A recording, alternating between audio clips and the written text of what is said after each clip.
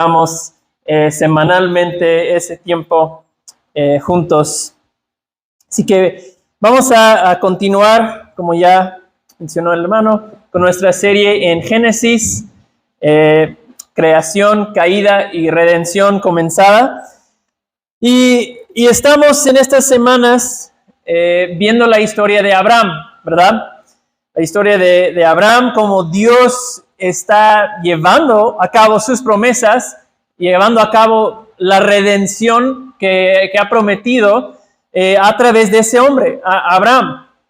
Y hoy en capítulo 14, pues continuamos con esa misma historia en Génesis 14, y pues vamos a ver a Abraham pues ya involucrado en eventos geopolíticos, podemos decir, del mundo antiguo. Así que vamos buscando Génesis capítulo 14. Vamos a dar lectura al capítulo y pues ténganme paciencia porque vienen muchos nombres raros que no sé pronunciar, pero vamos a hacer el intento, ¿sí? Génesis capítulo 14. Síganme ahí con su vista para que pues empecemos a captar esta historia. Dice: aconteció en los días de Amrafel, rey de Sinar, de Arioc, rey de Elazar, y de Kedorlaomer, rey de Elam, que Tidal, rey de Goyim. Estos hicieron guerra a Bera, rey de Sodoma, a Birsa, rey de Gomorra, a Sinab, rey de Adma, y a Semeber, rey de Zeboim, y al rey de Bela, es decir, Zoar. Estos últimos se reunieron como aliados en el valle de Sidim, es decir, el mar salado. 2 años habían servido a Kedorlaomer, pero en el año 13 se rebelaron. En el año 14, Kedorlaomer y los reyes que estaban con él vinieron y derrotaron a los refaitas en Astarot Carnaim, a los susitas en Am, a los emitas en Sabe Kiriataim, y a los oreos en el monte de Seir hasta Parán, que está junto al desierto. Entonces volvieron en Mispat, es decir, Cades, y conquistaron todo el territorio de los amalecitas y también los amorreos que habitaban en Asesón Tamar. Entonces el rey de Sodoma con el rey de Gomorra, el rey de Adma, rey de Zeboim y el rey de Bela, es decir, Zoar, salieron y les presentaron batalla en el valle de Sidim, es decir, a Kedorlaomer, rey de Elam, a Tidal, rey de Goyim, Amrafel, rey de Sinar, Arioc, rey de Elazar. 4 reyes contra 5. El valle de Sidim estaba lleno de pozos de asfalto, y el rey de Sodoma y el rey de Gomorra, al huir, cayeron ahí, y los demás huyeron a los montes. Entonces tomaron todos los bienes de Sodoma y Gomorra con todas sus provisiones y se fueron. Se llevaron también a Lot, sobrino de Abraham, con todas sus posesiones, pues él habitaba en Sodoma, y se fueron. Uno de los que escaparon vino y se le hizo saber a Abraham, el hebreo, que habitaba en el encinar de Mamre, el amorreo, hermano de Escol y hermano de Aner, y estos eran aliados de Abraham. Al oír Abraham que su sobrino había sido llevado cautivo, movilizó a sus hombres adiestrados, nacidos en su casa, 318 en total, y salió en persecución hasta Dan. Por la noche, él con sus siervos organizó sus fuerzas contra ellos y los derrotó y los persiguió hasta Oba, que está al norte de Damasco, y recobró todos sus bienes, también a su sobrino Lot con sus posesiones, y también a las mujeres y la demás gente. A su regreso, después de derrotar a Kedorlaomer y a los reyes que estaban con él, salió a su encuentro el rey de Sodoma en el valle Sabe, es decir, el valle del rey. Y Melquisedec, rey de Salem, sacó pan y vino. Él era sacerdote de Dios Altísimo. Él lo bendijo diciendo, bendito sea Abraham del Dios Altísimo, creador del cielo y de la tierra, y bendito sea Dios Altísimo que entregó a tus enemigos en tu mano. Y Abraham le dio diezmo de todo. El rey de Sodoma dijo a Abraham, dame las personas y toma para ti los bienes. Abraham dijo al rey de Sodoma, he jurado al Señor, Dios Altísimo, creador del cielo y de la tierra, que no tomaré ni un hilo, ni una correa de zapato, ni ninguna cosa suya, para que no diga, yo enriquecí a Abraham. Nada tomaré, excepto lo que los jóvenes han comido y la parte de los hombres que fueron conmigo, Aner, Escol, Mamre, ellos tomarán su parte. Vamos a orar. Padre, gracias por tu palabra. Ayúdanos, Señor, en esta hora a poder exponerla con claridad. Bendice, Señor, a nuestras vidas de manera puntual y personal las enseñanzas que veremos en este capítulo. En tu nombre, Jesús, oramos. Amén. Bien, pues si tuviera que poner título al mensaje, diría que es Abraham, Melquisedec y un sacerdote mejor, que vamos a ver al final. Pero primero tenemos esta historia, y de pronto esta historia puede ser como que le das una lectura y es como que, espérame, ¿quién estuvo con quién? ¿Y quién contra quién? ¿Y por qué se enojaron estos? ¿Y qué les hicieron ellos? Como que es un poco difícil de entender, como cuando tu hija viene de la escuela, que lleva un mes en un nuevo salón, y ya ha conocido a todas esas personas que tú no conoces, y te empieza a decir, no, es que tal se enojó con tal, y vino la maestra, y la directora, y se metió aquel, y como que de repente ya te hiciste bolas, y dices, yo ni entendí la historia porque no conozco a esas personas ni esos lugares. Es un poco así esta historia. Entonces vamos a ver si podemos simplificar el relato y entender qué es lo que está pasando. Entonces vimos la semana pasada en capítulo 13, pues que la fertilidad y la abundancia del valle del Jordán, donde Lot escogió vivir, pues eso llamó su atención, ¿verdad? Era verde, próspero ahí, dijo, de ahí soy, yo voy a vivir ahí.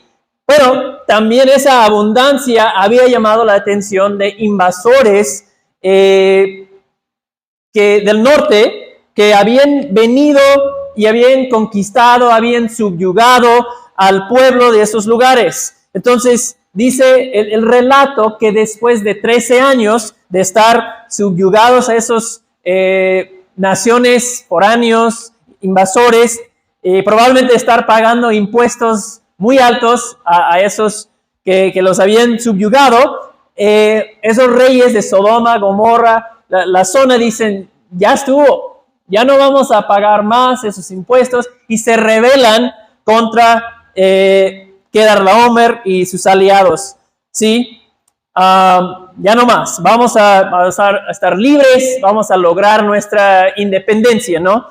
Entonces, en respuesta, viene Kedorlaomer y sus amigos aliados, y ellos vienen, se enteran, oye, pues ya no te van a pagar tus impuestos, ya quieren su libertad, y él dice, para nada, y viene en respuesta con sus aliados del norte al sur para pues ponerle freno a esa rebelión.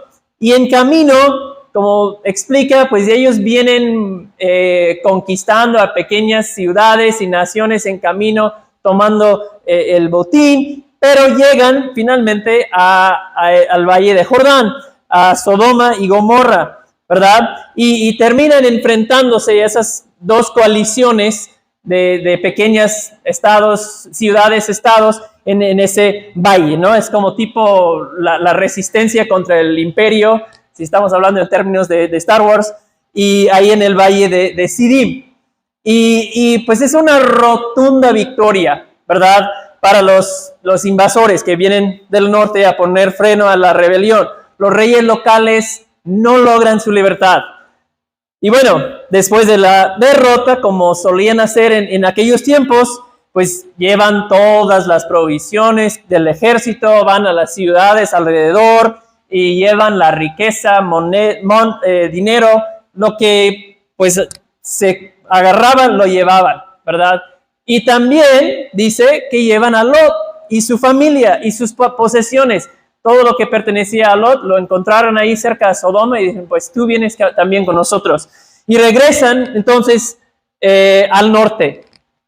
Ese es básicamente el resumen de la historia. Pero como vimos, alguien se escapa de la batalla, va corriendo a Abraham, ¿verdad? Y le cuenta lo que había pasado con su sobrino Lot. A lo mejor sabía que, oye, Lot y Abraham, ellos son familia, le tengo que decir lo que le pasó a su sobrino. Entonces, Abraham responde, ¿verdad? Inmediatamente vemos la respuesta de Abraham. Abraham dice, pues los voy a rescatar. Eso no puede seguir así. No podemos perder a Lot. Entonces llama a Abraham a sus aliados y reúne su propia fuerza de ataque de 318 hombres adiestrados, entrenados en su propia casa y arranca tras ellos. Eso es interesante.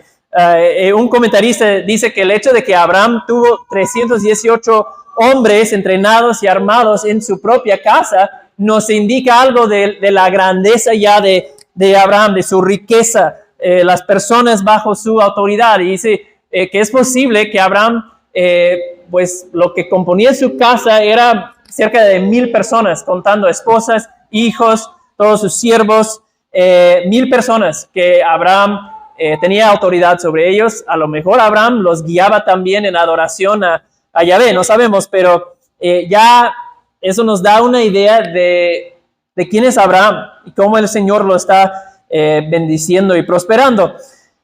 Y es interesante porque si estamos prestando atención, debemos decir, cuando vemos la respuesta de Abraham, oye, ese es el mismo Abraham de capítulo 12, donde viene un hambre y él se va huyendo a Egipto, buscando comida, llegando ahí, se pone nervioso, ¿se acuerdan? Porque Sarai, su esposa, está muy guapa y le pueden matar a Abraham para quedarse con ella. O sea, vemos un contraste, ¿verdad? Entre el Abraham de capítulo 12 y ahora el Abraham de capítulo 14, que es otro hombre. Es un Abraham ya valiente, listo para ir tras un ejército mucho más grande de lo que él tenía, ¿verdad?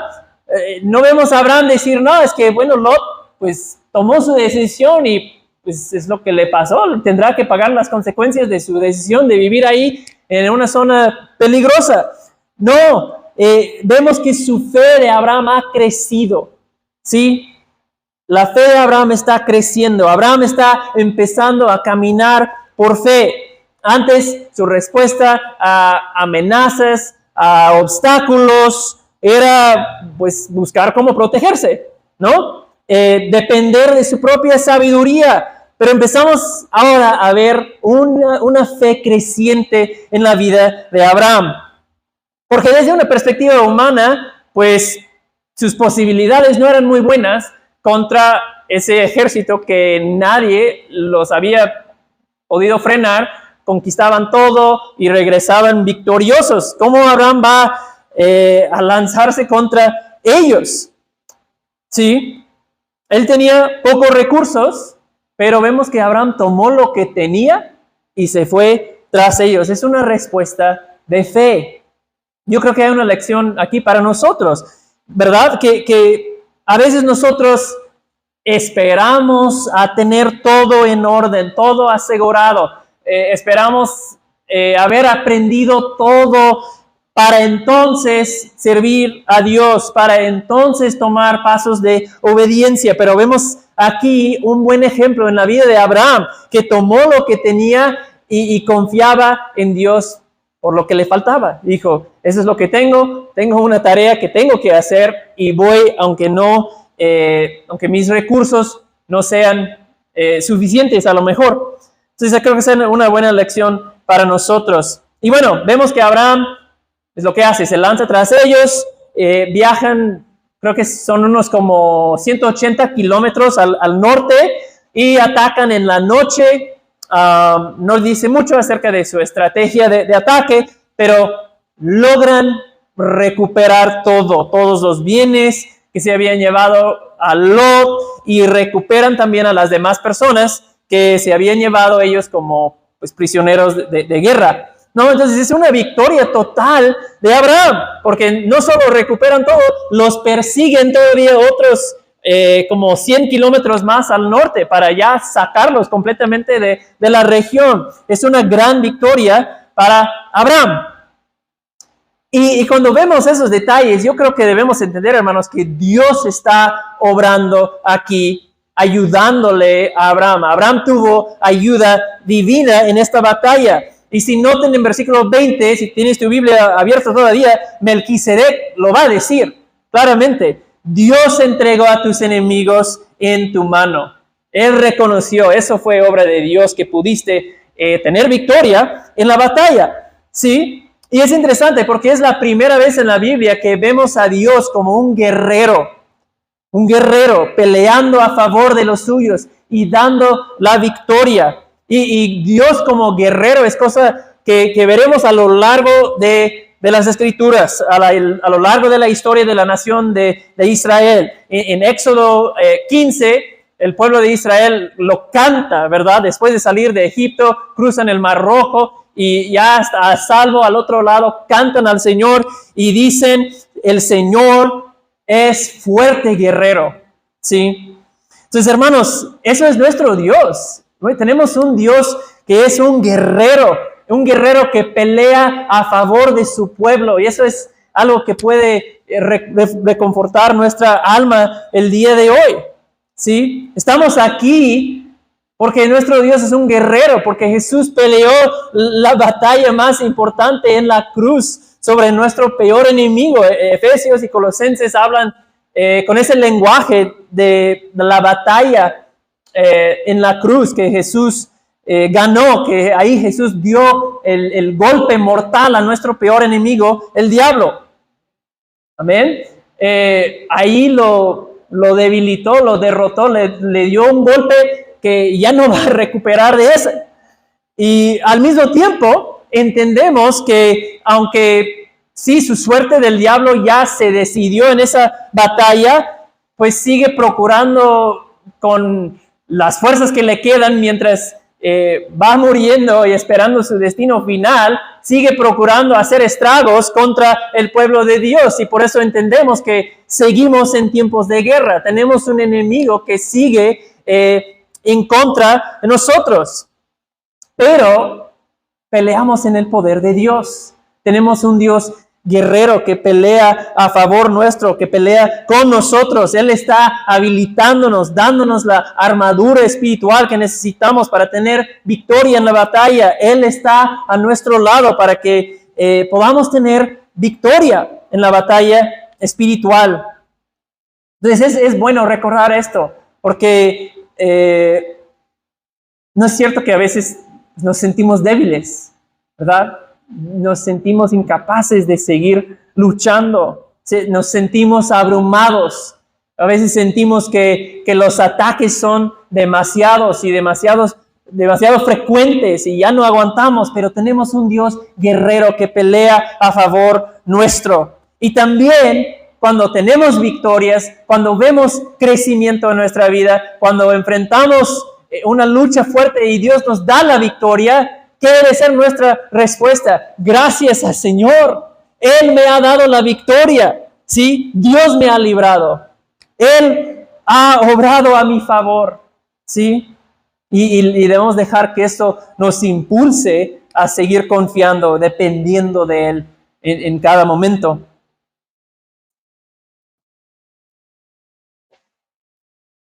También en esta primera parte de la historia vemos la obra y la fidelidad de Dios, porque las promesas de capítulo 12 que vimos cuando Dios hace ese pacto con Abraham, le hace promesas, esas promesas se están cumpliendo y vemos los inicios de eso en esta historia. Abraham se está empezando a convertir en una nación grande, ya hay evidencia de eso en el capítulo. Su familia, los suyos están creciendo, ¿sí?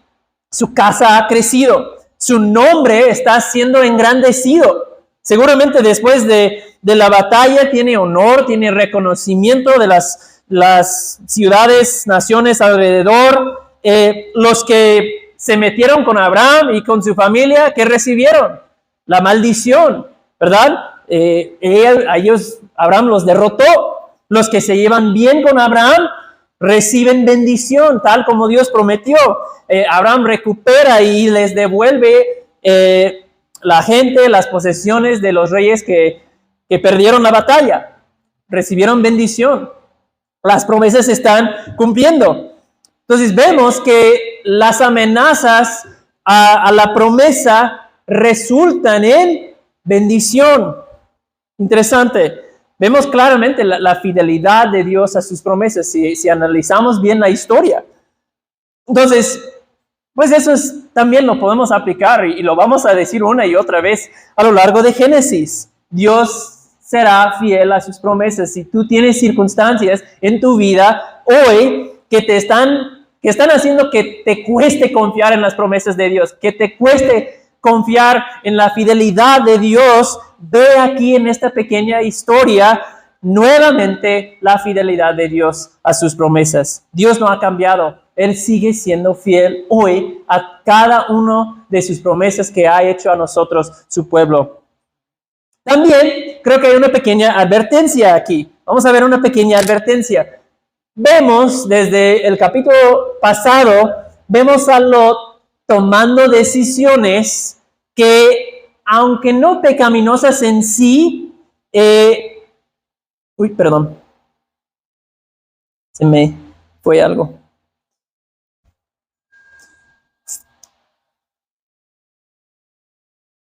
Ahí está. Okay. Vemos a Lot tomando decisiones, pues no malas, no pecaminosas en sí, pero las decisiones que él está tomando le están llevando a un contexto no muy sano, vamos a decir, ¿verdad?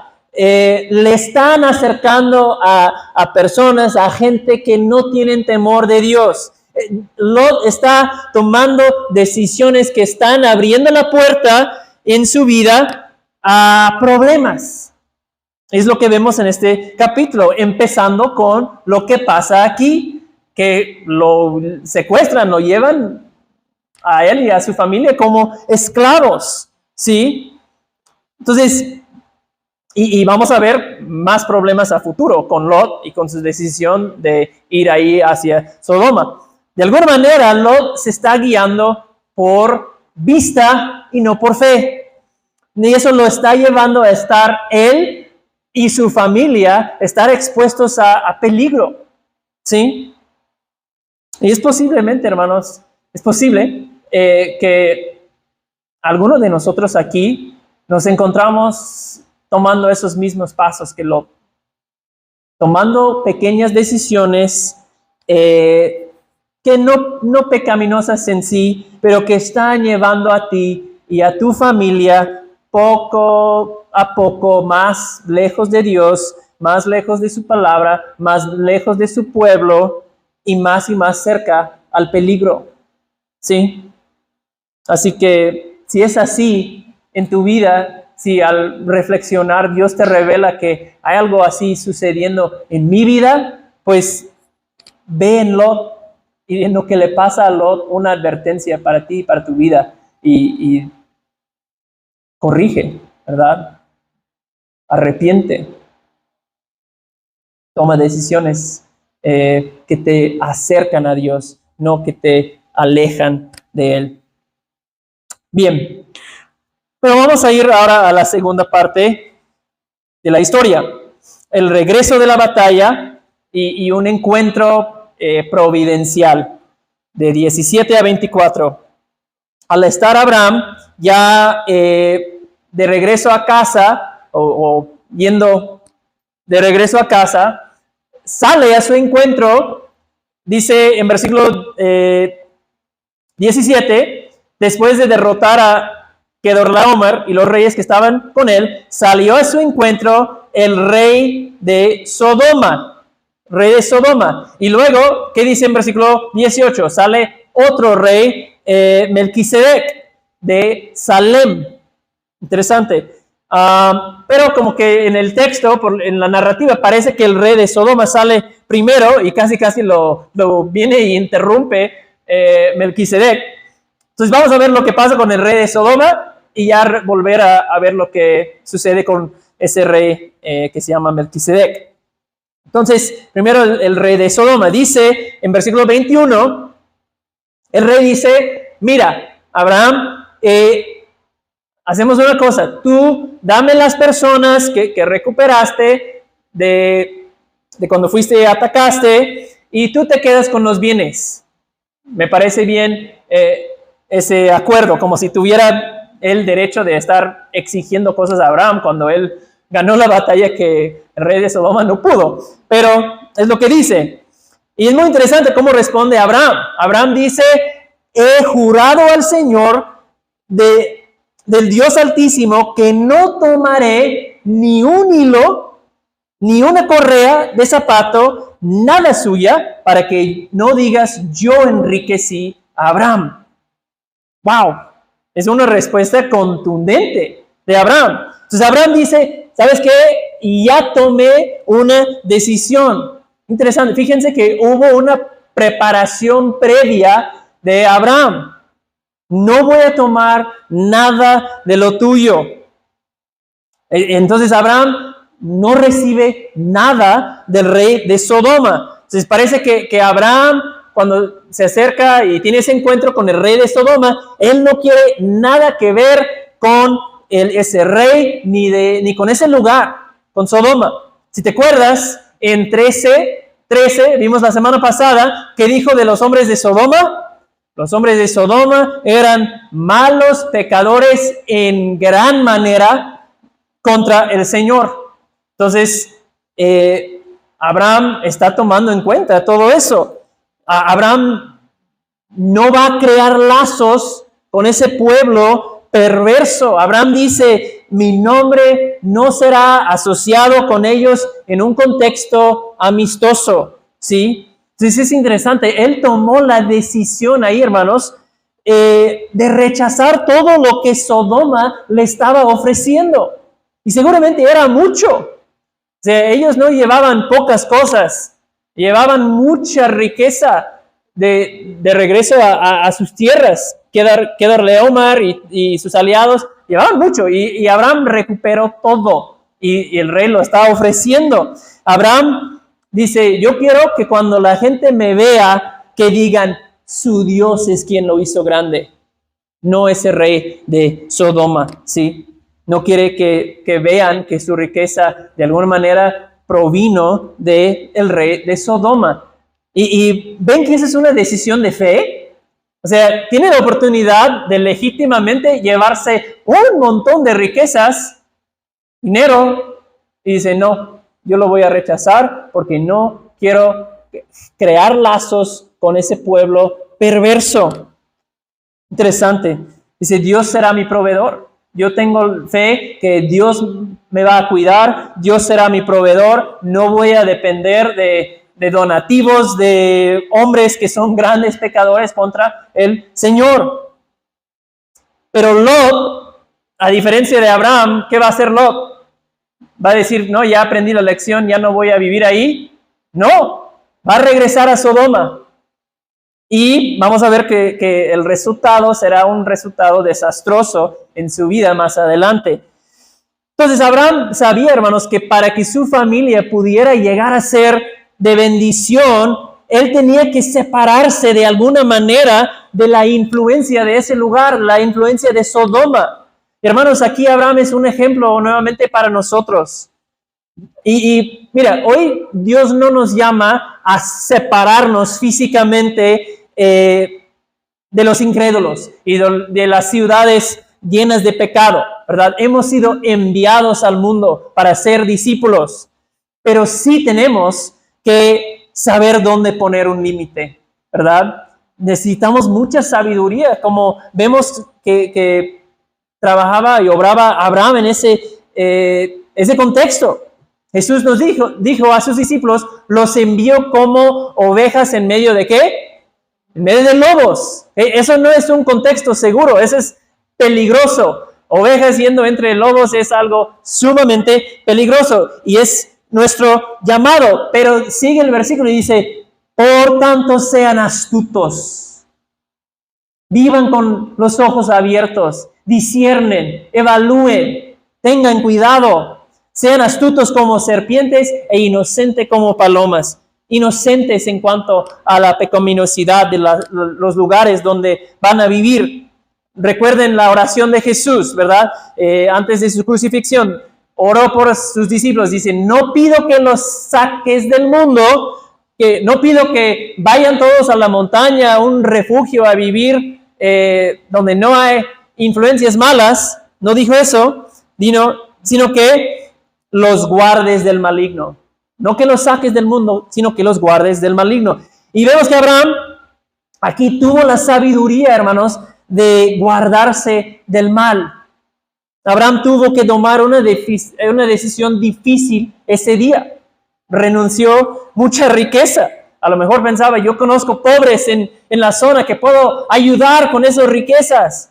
Pero supo que de alguna manera eso iba a generar una amistad, una conexión con Sodoma y dijo, lo rechazo. Entonces, hermanos, necesitamos también nosotros tomar decisiones difíciles a veces, padres, madres, jóvenes, todos. Hoy más que nunca necesitamos la sabiduría de Dios para saber dónde poner el límite, ¿sí? Y decir, ahí no. Ahí no, ya eso ya sería vincularme con esa gente, ir allá, eso ya sería enredarme, conectarme, exponerme de influencias que me van a terminar llevando a un lugar donde yo no quiero estar. ¿Sí? Creo que Abraham es un buen ejemplo para nosotros. Entonces, la pregunta que podemos hacernos es, ¿eres más como Lot, acercándote cada vez más a Sodoma? ¿O eres como Abraham, viviendo sabiamente con relación al mundo, poniendo límites, evitando lo que podría llevar a una caída más adelante? ¿A quién nos parecemos más? Hermanos, que Dios nos dé la fe, la sabiduría en esas cuestiones. Amén. Bien, vamos a terminar hablando de ese fascinante personaje, Melquisedec. Porque sale, como vimos, también al encuentro con Abraham, el rey de Salem, Melquisedec. Salem es el lugar que después sería Jerusalén, ¿sí? La ciudad más importante en toda la historia de la Biblia. Y Melquisedec es sacerdote del Dios Altísimo. Eso también es muy interesante porque no hay mucha gente que adora a Dios en aquellos tiempos. No es completamente inédito, por así decirlo. Job también probablemente vivía en esos tiempos y conocía de Dios, pero es algo inusual. Y vemos de entrada que su acción, que su forma de hablar con Abraham es muy diferente que el rey de Sodoma. El rey de Sodoma sale como exigente, ¿no? Pero Melquisedec le bendice, le da comida, pan y vino, bendice a Abraham, reconoce la mano de Dios con él en la batalla. Y Abraham responde a Melquisedec dándole un diezmo de todo lo que traía, o de todo lo que era suyo. Ahora, podemos decir, bueno, ya resumiste lo que sucedió ahí, es que interesante, qué bueno que Abraham se topó con alguien buena onda, que compartía su fe, qué bonito, pero no, Melquisedec resulta ser un personaje muy importante porque su nombre va a aparecer en 2 lugares más en la Biblia. Entonces vamos a ir a un pequeño estudio bíblico para entender quién es este Melquisedec y qué es lo que representa, qué es su importancia, ¿ok? Así que vamos a ir primero, bueno, les doy el resumen de lo que vamos a ver para que sepamos de entrada qué es el asunto más o menos con Melquisedec. lo que vamos a ver es que David y el autor de Hebreos ven en Melquisedec un tipo de Jesús. Un tipo de Jesús, es decir, que Melquisedec es un modelo o un patrón del Mesías, de lo que vamos a ver en la persona de Jesús y en su obra.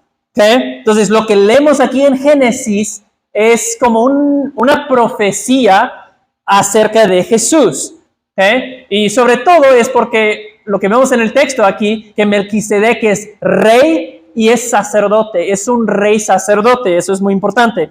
Okay, entonces vamos a Salmo 110 rápidamente y de ahí a Hebreos. Salmo 110. Entonces, ese es un salmo de David. David está escribiendo ese salmo acerca de Jesús. Es un salmo mesiánico.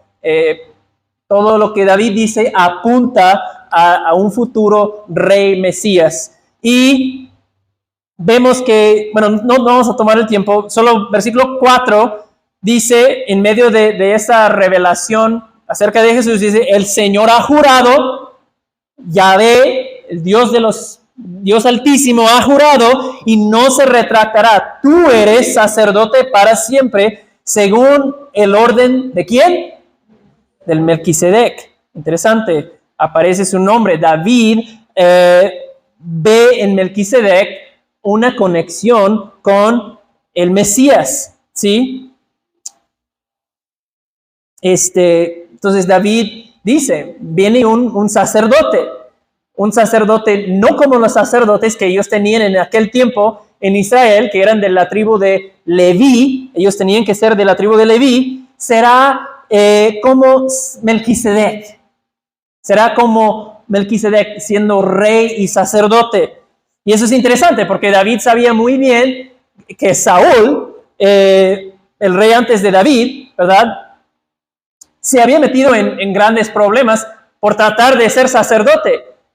No llegaba Samuel y Saúl se adelantó y ofreció sacrificios, como que trataba de jugar en ese rol de sacerdote y le causó grandes problemas. Entonces, normalmente en el Antiguo Testamento, la función del rey y la función del sacerdote no se mezclaban.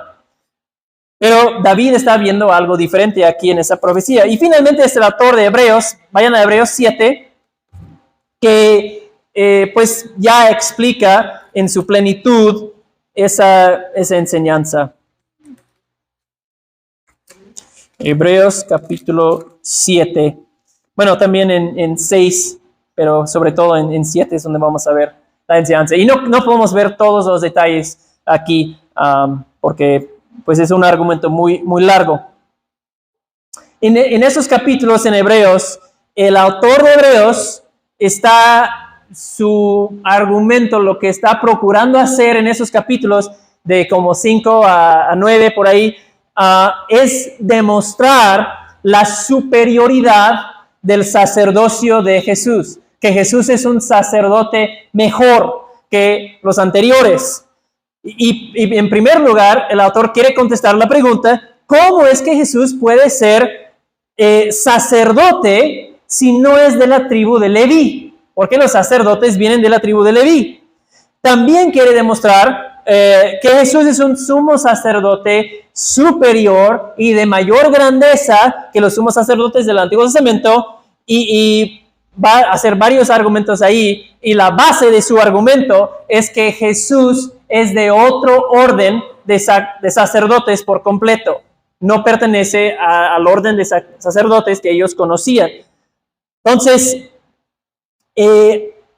ahora, un sacerdote, ¿qué es un sacerdote? Bueno, es una persona que lleva a las personas a Dios, a su presencia, a conocer a Dios, y también comunica a las personas de parte de Dios, o sea, forma esa conexión entre las personas y Dios. Esa es la función de un sacerdote. Entonces, Hebreos empieza diciendo que en un sentido Jesús es parecido a los sacerdotes humanos, los sacerdotes que ellos conocían, porque como ellos, Jesús también puede identificar con nuestras debilidades. ¿Por qué? Bueno, porque Él también experimentó la tentación, Él experimentó las flaquezas que sentimos como seres humanos, porque Jesús era hombre. Entonces, su primer argumento es eso. Es parecido porque era hombre. O sea, en el sentido de ser sacerdote, no le falta nada en comparación con los sacerdotes humanos, porque compadece de la misma manera habiendo sido o siendo humano. Pero de ahí el autor empieza a señalar las diferencias, cómo Jesús es diferente que los sacerdotes del Antiguo Testamento. Y ahí es donde entra la comparación con Melquisedec, y va a señalar cómo Jesús, como hay muchas semejanzas entre Melquisedec y Jesús, porque Jesús es del orden de Melquisedec. Entonces, para resumir su argumento en esa primera parte de capítulo 7, va más o menos así. Jesús es de la tribu de Judá, sí, y esa es la tribu de los reyes, de David. Ellos no son sacerdotes. Y el autor dice, eso sí es cierto, pero eso no importa porque Jesús es de otro orden, del orden de Melquisedec. ¿Sí? Y si ellos dicen, bueno, ¿qué importa eso? Nosotros no conocemos a Melquisedec. Él no era tan importante en la historia como nuestros sacerdotes levíticos. Y el autor dice, espérate tantito, recuerden lo que pasó en Génesis. Nuestro padre Abraham, nuestro gran padre Abraham, le pagaba un diezmo a Melquisedec. Y su argumento es que siempre el menor paga un diezmo al mayor. Entonces, Melquisedec no es cualquier cosa, ¿sí? Ser del orden del Melquisedec no es algo menospreciable o menos que ser de los sacerdotes levíticos, ¿sí? Ese es su primer argumento. Ahora, otra cosa que debemos mencionar, porque pues es importante y es interesante también, lo que dice aquí en Hebreos 7 de Melquisedec, creo que empezando en versículo 3, dice que Melquisedec era sin padre, sin madre, sin genealogía, no teniendo un principio de días ni fin de vida. ¿Okay? Entonces, eso, lo que el autor de Hebreos dice acerca de Melquisedec, lleva a muchos a pensar que Melquisedec era una manifestación o aparición de Cristo antes de su encarnación, lo que los teólogos llaman una cristofanía. Sí, es una aparición de Cristo antes de que vino como hombre en su encarnación. Puede ser cierto, o sea, sí es una manera de entender lo que el autor de Hebreos dice. Yo me inclino a pensar que Melquisedec sí era un personaje real, una persona normal de la historia. Yo creo que la narrativa de Génesis lo presenta así. O sea, cuando él sale, nadie se saca de onda y dice, ¿quién es él? Todos saben, ese es Melquisedec, es rey de Salem, ahí por la montaña, o no sé dónde. No, nadie se sacó de onda viendo Melquisedec, que era una persona conocido. Y es interesante porque sí, si ponemos atención a los personajes importantes hasta ahora en el libro de Génesis, todos ellos se presentan con una genealogía. Cada persona que es alguien en la historia de Génesis nos dice quién era su padre, cuántos años vivió. O sea, hay muchos detalles en cuanto a sus genealogías. Pero Melquisedec no, aparece y desaparece de la historia. Yo creo que no tenemos esos detalles en el texto, en Génesis, precisamente para que fuera una mejor imagen de Jesús. ¿Okay? Que el Espíritu Santo estaba obrando cuando Moisés registró los detalles de esa historia para que Melquisedec fuera ese personaje que nos apuntara a Jesús, a un mejor rey sacerdote, verdaderamente eterno. O sea, Melquisedec en la historia de una perspectiva literaria tiene esa, noción de ser eterno. porque no tenemos ningún detalle de dónde vino, de cuándo nació, cuándo murió, no hay nada. Entonces, yo creo que ese es el punto. Puede ser que sí sea una cristofanía, como algunos piensan, pero tanto el argumento de Hebreos como cómo se presenta en Génesis me inclina a pensar que era un hombre real. O sea, que en Melquisedec tenemos un tipo que modela y prefigura la persona de Cristo. Y hay muchos tipos a lo largo del Antiguo Testamento. ¿Okay? Entonces, creo que el autor de Hebreos lo ve de la misma manera, porque el autor de Hebreos lo está interpretando como un tipo. O sea, en ningún momento, menos ese versículo de sin tener madre, padre, el autor de Hebreos lo ve como otra cosa que una persona que vivió. Es una lectura tipológica, no literal, que el autor de Hebreos hace acerca de Jesús. Si ves, versículo 9 dice, por así decirlo, o por decirlo así, entonces está haciendo comparaciones entre Jesús y Melquisedec. Entonces dices, por decirlo así, Leví, los sacerdotes pagaban impuestos también a Melquisedec. Pues el autor no cree que literalmente eso sucedió, pero de una manera tipológica sucedió así. También en versículo 15 tenemos esa frase, a semejanza de Melquisedec. Entonces, no está diciendo Cristo fue Melquisedec, sino que a semejanza de Melquisedec. ¿Sí? Es un poco complicado, pero creo que esa es la idea. Melquisedec no era Jesús, sino prefiguraba, apuntaba a Jesús, el Mesías que vendría, cuyo sacerdocio, Jesús, su sacerdocio, en el orden del Melquisedec, ese es el autor del argumento del autor de Hebreos, es superior. El sacerdocio de Jesús es mucho mejor. Aquí se pone bueno porque vamos a ver un poquito de lo que el autor de Hebreos dice aquí para terminar.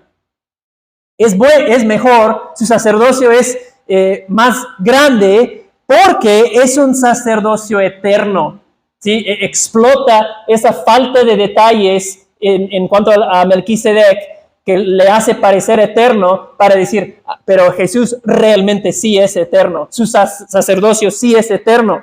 Entonces, a diferencia que los sacerdotes en el Antiguo Testamento, que ellos ofrecían sacrificios interminables,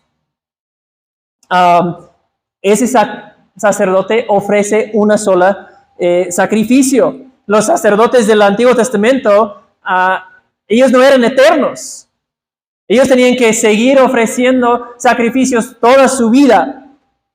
Y también dice que ellos, los sacerdotes en el Antiguo Testamento, morían. ¿Eran eternos? No, morían. Y eso impedía, obviamente, que continuaran en su trabajo como sacerdote, porque morían. Pero Jesús dice en versículo 24, permanece para siempre como sacerdote.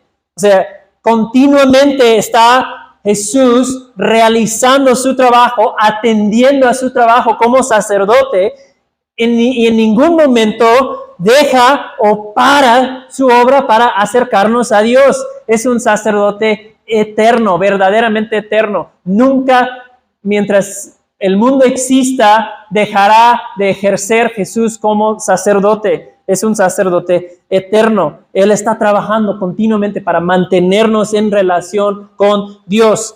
Y como ya mencioné, es de otro orden, porque su sacrificio es único. Es un solo sacrificio. Que ellos ofrecían un montón de sacrificios, ¿verdad? Muchos. Todos los días los sacerdotes ofrecían, eran interminables los sacrificios en el Antiguo Testamento.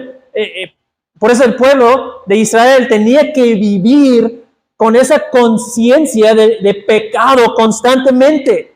O sea, se despertaba, te acordabas de la pelea la noche anterior con tu esposa y dices, he fallado, soy un pecador. Y para que mi vida esté bien con Dios, necesito ir al rebaño, agarrar un cordero, un animal, necesito ir a llevarlo al sacerdote para que él lo ofrezca por mí, para que yo esté limpio ante Dios nuevamente. Eso era algo continuo para ellos. Así siempre, tantos pecados, tantos animales interminables.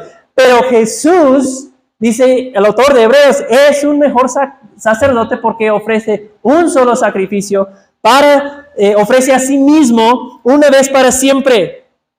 Entonces, su obra como sacerdote es continuo y los méritos de su sangre nunca se acaban. Por eso es un mejor sacerdote. Y me encanta versículo 25, con eso vamos a terminar. Versículo 25 dice, por lo tanto nuestro sumo sacerdote Jesús, es poderoso para salvar para siempre a los que por medio de él se acercan a Dios, puesto que vive perpetuamente para interceder por ellos. Qué hermoso versículo. Cuando dice ahí, para siempre, la palabra significa completamente o plenamente, ¿no? Poderoso para salvar plenamente, para salvar completamente. O sea, está tratando de decir que su poder para salvar a los suyos es absoluto, es continuo y es completo. Entonces, hermanos, podemos entender de esa enseñanza que Jesús es nuestro sumo sacerdote, que Jesús nos está preservando. Eso es lo que el autor está diciendo. Él está ahí sirviendo ante Dios como sacerdote de manera continua para preservarnos en nuestra vida cristiana. ¿Por qué mañana no me despierto yo habiendo abandonado a Cristo? ¿Sí? ¿Por qué? Porque si dependiera de mí, si dependiera de mi voluntad, de mi resistencia, de mi aguante, pues yo apartaría. Mi fe debilitaría rápidamente. Pero Jesús dice aquí, es poderoso para salvarnos para siempre. Él nos representa continuamente, plenamente ante el Padre, a semejanza de Melquisedec, pero de manera mucho más grande y mucho más glorioso. Su sacerdocio de Jesús a favor nuestro permanece para siempre. Gloria a Dios. Es por eso, hermanos, que los que hemos confiado en Jesús, que a veces cantamos ante el trono celestial, Él intercede hoy por mí. Amén. Gran sacerdote es Jesús, quien por siempre vivirá. Y en sus manos y por su amor, mi nombre ya grabado está. Y mientras en su trono esté, nada de Él me apartará. Amén. Qué consuelo para nuestras almas. Que Dios bendiga su palabra en nuestras vidas, hermanos.